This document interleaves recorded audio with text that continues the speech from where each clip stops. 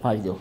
Alors, on a dit en fait que comme le processus était long, alors parce qu'on doit associer la nature, donc quand il y a un processus qui est assez long, il y a toujours des fois des petits écueils.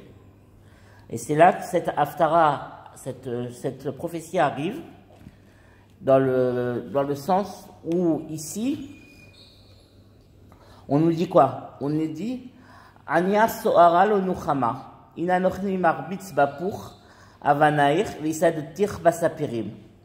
Vesamti chatkod shimshotayech usharich leavne egdar vechol gevulach leavne cheres. Pauvresse, la pauvre fille dont l'a battue par la tempête, qui n'a pas été consolée. Je vais enduire de pourpre. Le pourpre, c'est une pierre précieuse, c'est un métal précieux.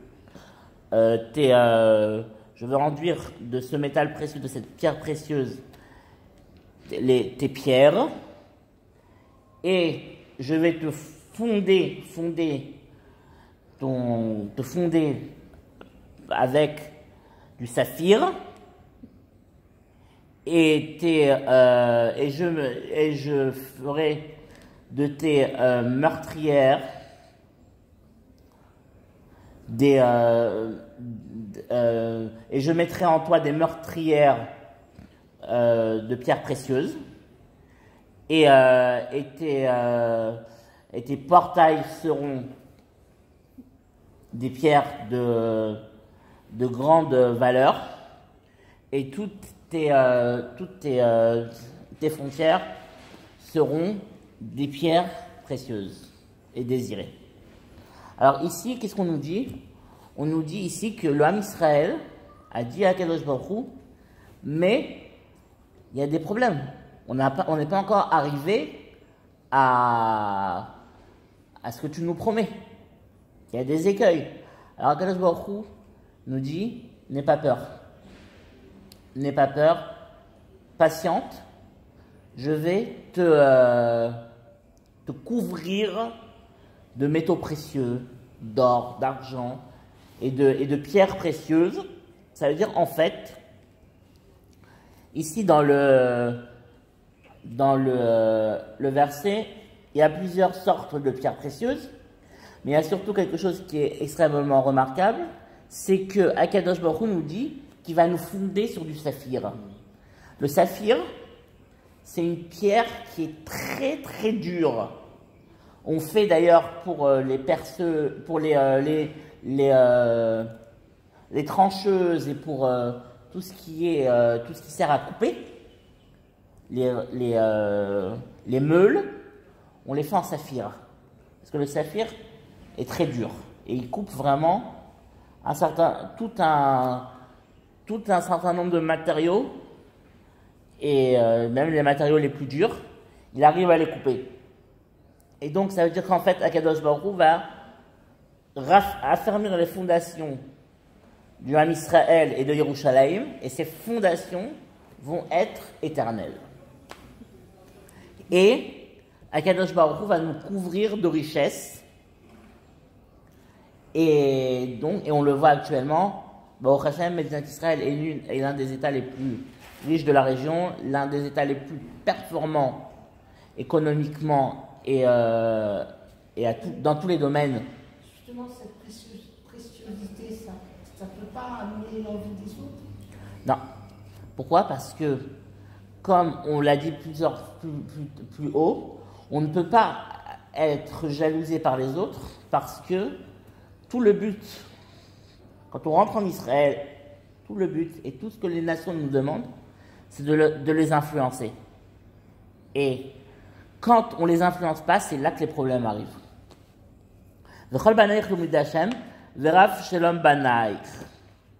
Et tous tes enfants seront les élèves d'Hachem, et il y aura la paix éternelle pour tes enfants. En d'autres termes, c'est que à la fin des temps, c'est-à-dire à notre époque, il va y avoir une soif de la parole de Dieu. et de l'enseignement d'Akadosh Baruch Hu. Et une soif parmi le Ham Israël. Et on le voit actuellement avec toute la Chazara B'Tshuva. On voit que Baruch Hashem, les gens, le Ham Israël est a soif et veut avoir la parole d'Akadosh Baruch Hu.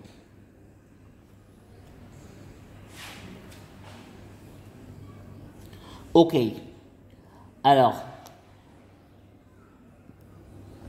Bitzdaka Tikonani, Rakim Roshek, Kilotiri, ou Memechita, Kilotikrav Elecha.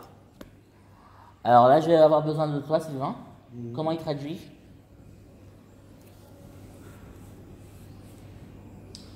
Alors, on est sur le 14. Tu seras affermi par la justice. Ouais, exactement. Ouais. Bannis toute idée d'oppression. Ouais. Car tu n'auras rien à craindre. Ouais. Ok, alors. De terreur. Ouais. Ok, alors. En fait, ouais, c'est exactement ça. Tu seras. En fait, Rashi, il dit en fait, tu dois te. C'est pas seulement tu dois être raffermi par la justice, mais tu dois. Tu seras raffermi par la justice et tu dois repousser toute idée d'oppression, de rochek, l'oppression. Le fait qu'on t'opprimera ou le fait que tu dois opprimer quelqu'un, parce que la grande faute de l'époque de Ishaïa, c'était l'oppression. C'est-à-dire que on le voit à la fin de la paracha, de la Haftara de Tisha B'Av, de Chazon, la première prophétie d'Ishaïa, on voit que la classe dirigeante de son époque avait tous les pouvoirs et opprimait le peuple, le petit peuple. Donc là, on te dit, tu dois enlever de toi l'idée d'oppression. C'est-à-dire, autant toi tu ne dois pas opprimer, autant que autant toi tu ne dois pas opprimer, autant tu ne dois pas être opprimé, parce que tu n'auras pas peur. Tu dois pas craindre, tu dois être assez fort et assez courageux pour pas qu'on te dicte ce que tu dois faire. En d'autres termes, et ça, il faudrait qu'on arrive, parce qu'on est un peu loin, il faudrait qu'un jour, un président ou un premier ministre israélien se lève à l'ONU et nous lise le premier Rashi de Parashat Bereshit en disant que la terre appartient à Dieu et que Dieu l'a donnée à qui il le désirait et que c'est Akadosh Baruch Hu qui nous a donné notre terre.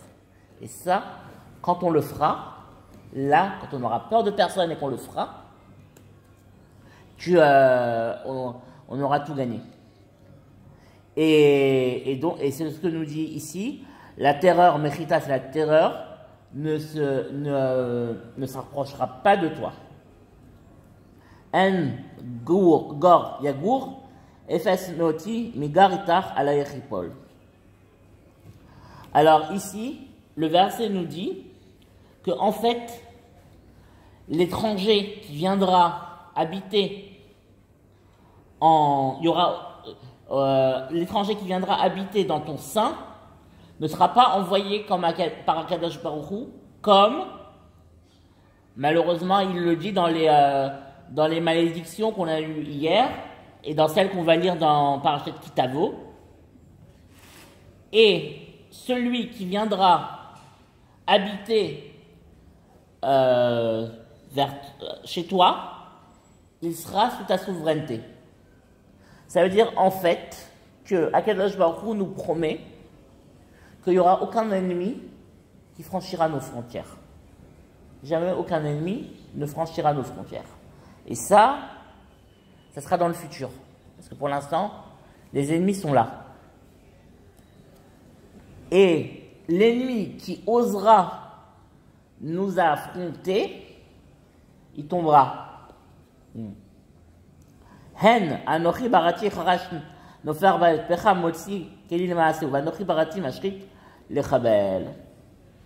Alors ici, c'est une notion qui est une notion extraordinaire et une notion de foi, de confiance en Akadosh Baruch Hu qui est hyper importante.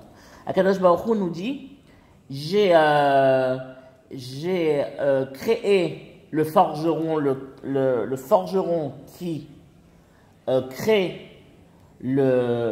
qui souffle dans le feu les braises et qui en sort un ustensile pour son usage.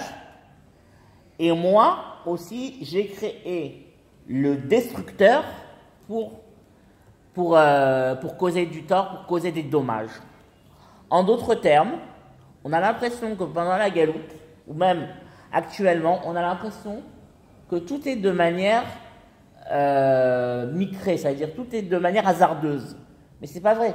C'est Akadosh Baruch Hu qui fait les choses, qui maîtrise tout, et c'est lui qui dirige le monde.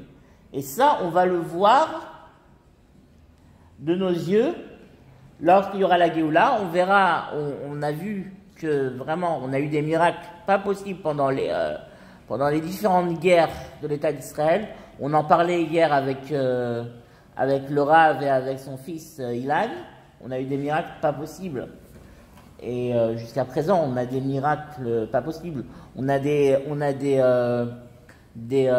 ennemis qui nous balancent du feu du ciel et qui nous allument des incendies. On aurait pu croire qu'il y aurait des victimes. Et Baruch Hashem, il n'y a pas de victimes. C'est chez eux, mais il n'y a même pas de victimes. Malheureusement, il y a eu une victime là, mais c'est à cause d'un incident. C'est ce Shabbat, un petit garçon de 3 ans, mais c'est à cause d'un incident. C'est pas à cause des feux qui ont été allumés par nos ennemis.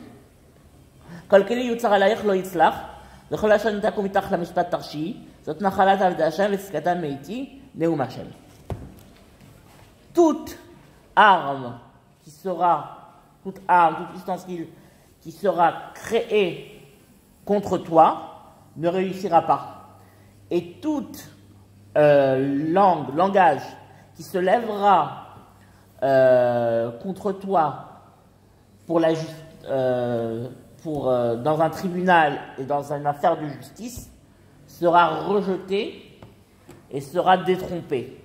Parce que la terre d'Israël est l'héritage des serviteurs d'Hachem et leur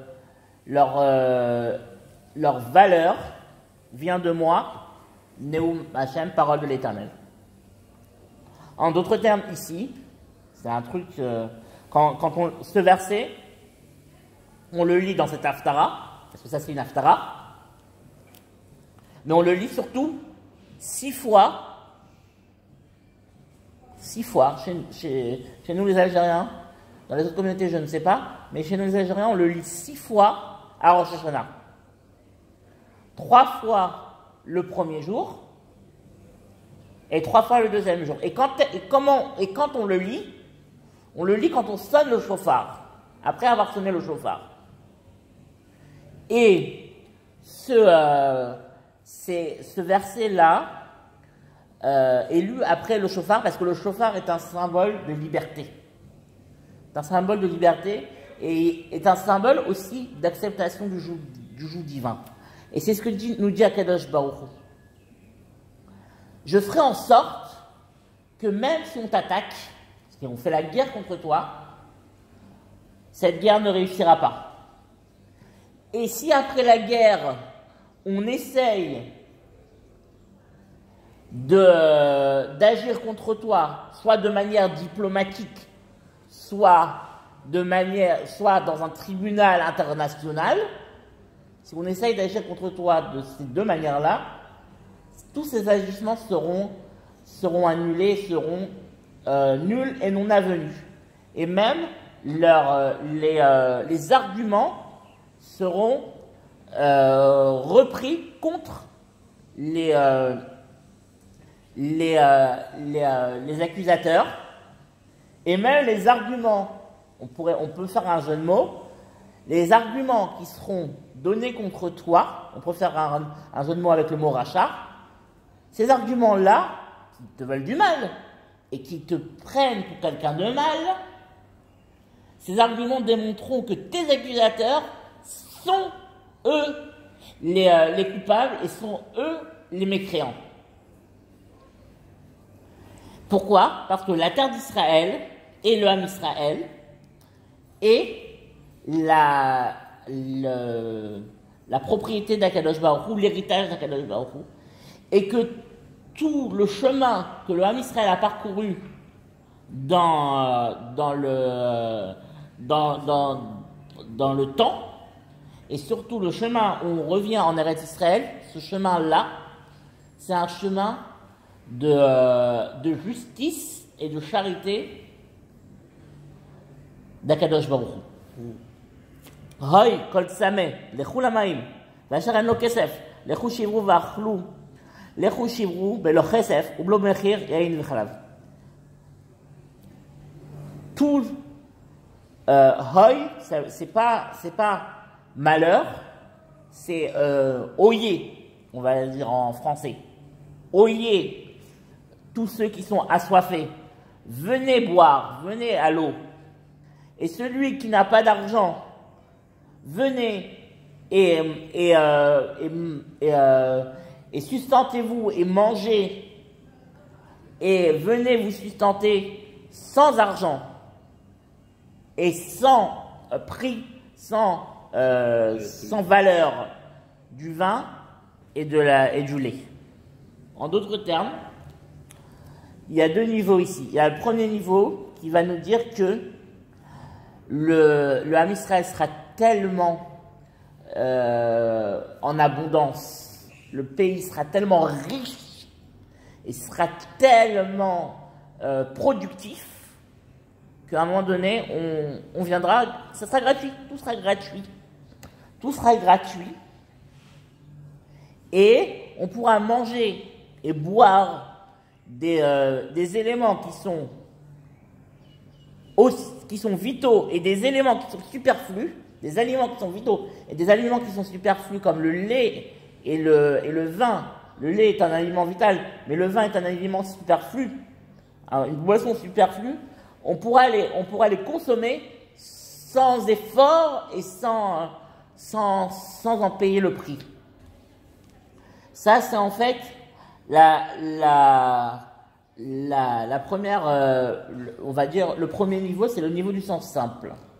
Mais il y a un deuxième niveau qui est rapporté par Rashi et qui est rapporté en fait comme par beaucoup de commentateurs, qui est en fait le niveau où la Torah, où les gens vont avoir soif de Torah. Il va y avoir un moment donné où tout le monde entier, même le peuple, tout le monde va avoir soif de Torah, et Akadosh Baruch Hu va dire venez prendre la Torah, elle est gratuite, elle est ouverte à tout le monde, venez. Et c'est exactement ce que nous dit la suite du verset. Lama tishkelu chesef belo lechem v'yagichem belo lasova shimon shamoa elai v'ichlutav v'yitaneg bedeshen nafshechem. Alors ça, c'est très très beau. Akadosh Baruch Hu nous dit ici, pourquoi vous vous cassez la tête à mesurer de l'argent, à mesurer de l'argent sans contrepartie de pain ou d'un objet quelconque. Et pourquoi vous vous fatiguez sans être rassasié? Écoutez-moi, et vous mangerez les bienfaits, et vous vous rassasierez et vous vous délecterez à un point inimaginable, vous et votre âme.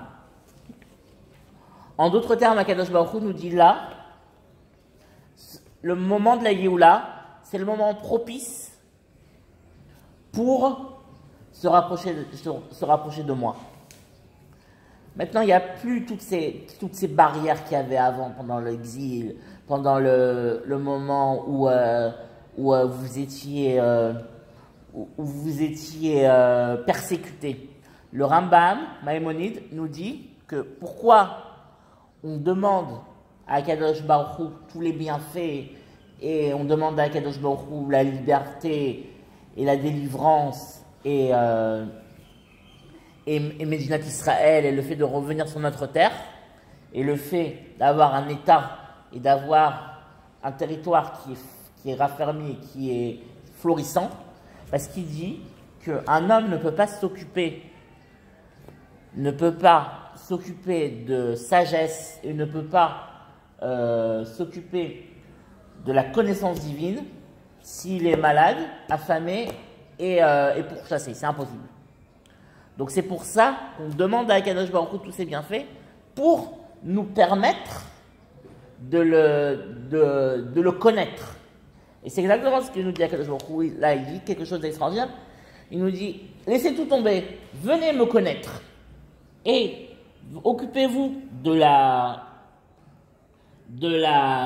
connaissance d'Akadosh Baruch Hu, et donc là, vous pourrez avoir tout ce que vous désirez et vous serez libéré de toutes vos contraintes. Hatu oznechem ulchu elai, shim'u tzki nafshechem, vechet alachem berit olam chazé David anemanim. Alors, prêtez l'oreille, venez vers moi, entendez, et votre âme sera revigorée. Et je contracterai une alliance avec vous, une alliance éternelle, grâce à la bonté que David avait, à l'alliance de bonté que David avait envers moi. Et cette alliance de bonté était une alliance pure, sans tache et sans aucun intérêt. C'est en fait encore le verset qui nous dit, le verset nous dit encore, il continue, il nous dit en fait, venez, vous n'avez plus qu'à vous servir de la Torah, vous servir de la connaissance divine. Ça y est, on est revenu en Israël, maintenant ce qu'il faut, c'est arriver à la connaissance divine. Et c'est exactement ce que nous disent le verset et ce que nous dit Rabbi Yehuda al-Kalari. Il nous dit dans la Géoula, il y a deux niveaux. Il y a deux niveaux. Le processus de Géoula, de libération, se scinde en deux étapes. La première étape, c'est la construction du corps physique, c'est-à-dire de l'État et de tous les besoins physiques de l'État. Et la deuxième étape, c'est la recherche d'Akadosh Baruch Hu et la recherche de la connaissance d'Hachem et de se rapprocher d'Akadosh Baruch Hu, et c'est surtout la recherche de la névoie. En ed leumi netativ, negid ou metzave leumim. Alors, on va voir ce que nous disent les commentateurs.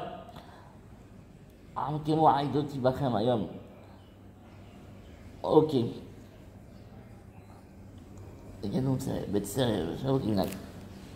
Ok. Alors là, le verset nous dit la chose suivante. Ainsi j'ai donné les nations en témoignage et je leur ai dit, en fait, je leur ai ordonné et j'ai ordonné aux nations. C'est-à-dire que j'ai prévenu les nations et je les ai abjurés que, à un moment donné, l'homme Israël allait revenir sur sa terre et que si l'homme Israël faisait ce que Akadosh Baruch Hu lui a ordonné, c'est-à-dire si l'homme Israël, après la Géoula, après le premier processus de Géoula, revenait à Akadosh Baruch Hu, alors là, les nations témoigneront de ce qu'Akadosh Baruch Hu leur a demandé. C'est-à-dire les nations sont notre témoin, sont le témoin des paroles d'Hachem. C'est beau de dire ça. En goy lo teda, tikra, ve goy lo yadarucha, elecha yarutu leman Hachem, elecha Elohecha velikdash Israël qui fait arach. Alors, il y aura pas une nation qui ne te connaîtra pas. Tu appelleras et les nations qui ne te connaissaient pas vont courir vers toi pour Akadosh Baruch Hu, pour Dieu, et pour le Saint d'Israël, car il est ta splendeur, Kifarar. Non, car tu es sa splendeur. Excusez-moi. Alors, dans ce texte-là, Akadosh Baruch Hu nous dit la chose suivante. Il nous dit, même les nations qui te connaissent, ils viendront. Et même les nations qui ne te connaissent pas, viendront vers toi. C'est-à-dire que tout le but du Ham Israël dans dans le processus de Géoula, c'est de répandre le nom d'Akadosh Baruch Hu parmi les nations. Mais les nations doivent venir à nous, et ce n'est pas nous qui devons aller. Ici, on a la preuve que le Ham Israël est universaliste et non pas cosmopolite. Ça veut dire que le Ham Israël attend que les nations viennent vers lui et non pas lui va vers les nations. Ok, donc on a terminé parce que c'est une autre Haftara. Et Bezrat Hashem, on la continuera la semaine prochaine. Je vous remercie d'être venus.